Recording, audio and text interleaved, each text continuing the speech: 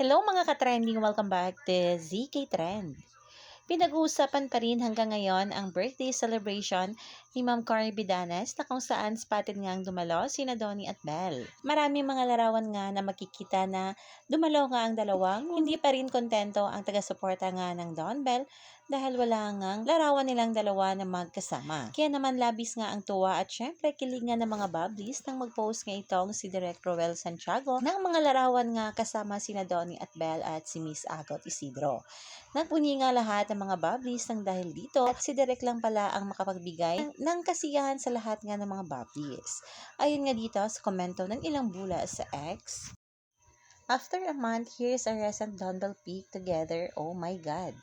Don Bell, bakit kayo ganyan? My heart with this simple pic or selfie. Miss you too."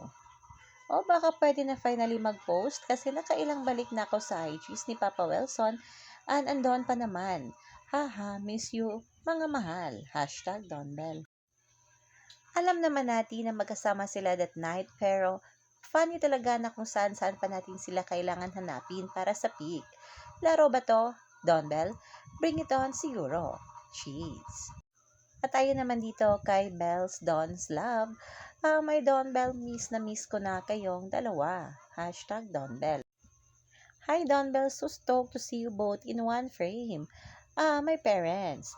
Yay, si Daddy Wilson lang pala ang makapagbigay ng ayuda na magkatabi ang dalawa.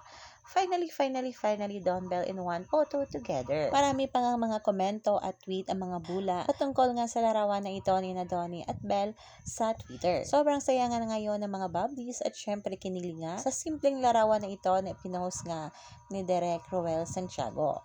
Kaya naman mga kabablis, iabangan pa natin ang ilan pang mga larawan, baka sa susunod na araw ay maglabasan na.